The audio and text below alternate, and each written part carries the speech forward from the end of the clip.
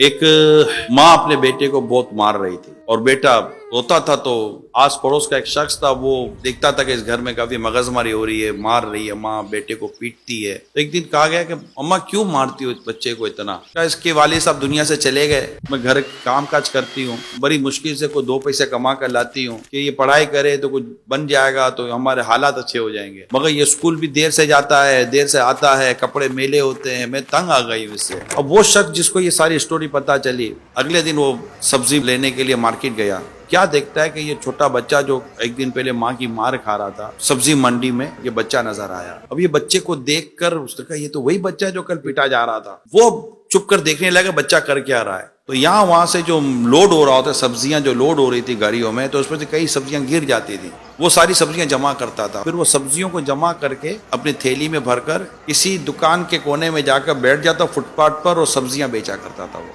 अब वो आदमी उसको फॉलो कर रहा है। ये स्टोरी क्या है? अब स्टोरी ये है कि वो जैसे स्कूल गया तो अब लेट पहुंचा दोबारा, तो उस्ताद साहब देखा हाथ निकालो, हाथ निकाले, उसकी मार पड़ी, वो रोया। तो वो आदमी उसको हमदर्दी पैदा, बोला सर क्यों मार रहे हैं आप इसको? कहा ये रोजाना लेट आता है, इसको रोज मारो, रोज लेट आता है, रोज मारो, रोज लेट आता है। बंदा है, गधा है, मानता ही नहीं है कोई बात।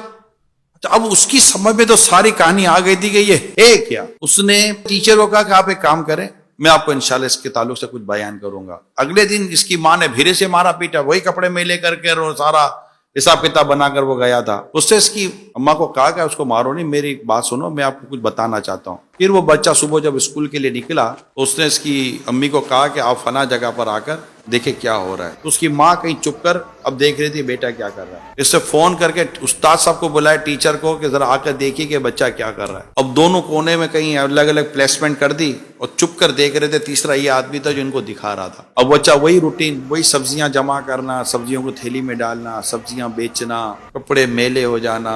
फिर वो लेट गया स्कूल। अब वो टीचर तो देख ही रहा था, उसे पहली बार देखा था कि हो क्या रहा है बच्चा, यार ये तो मजबूर है।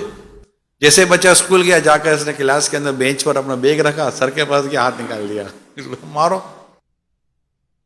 वो मारने के बजाय वो टीचर ने बच्चे को अपने सीने से चिपटा लिया, खूब रोया।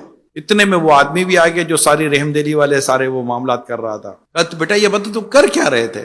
मेरी माँ जो है ना वो घरों के काम करके हमारा घर चलाती है, मैं देखता हूं कि मेरी माँ के कपड़े फट जाते हैं। अब मेरे पास इतने पैसे तो है नहीं कि मैं अपनी माँ को ऐसा चादर या ऐसा कपड़ा या ऐसा लिबास दिला सकूं कि मेरी माँ के कपड़े सही हों। तो मैं यूं सब्जियां बेचकर ये सब कराकर पैसे जमा करता हूं, और आज मुझे उस शख्स ने ये कपड़ा दे दिया है जिसके लिए मैं अपनी माँ के लिए सूट सिलाऊंगा। कहा बेटा फिर इसकी पेमेंट कहाँ से करो? कहा इसी तरह सब्जियां बेचता रहूंगा, फिर सिलाई के पैसे दूंगा और अपनी माँ के लिए मैं एक लिबास दूंगा ताकि मेरी माँ अपने बदन को सही छुपाकर लोगों के घरों के काम कर सके।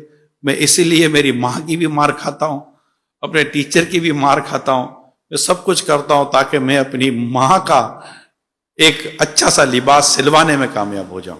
गरीब घराना अपना घर कैसे चलाता है ये बाद औकात हमें पता ही नहीं चलता। ये सफेद पोश फैमिलीज की स्टोरीज होती हैं।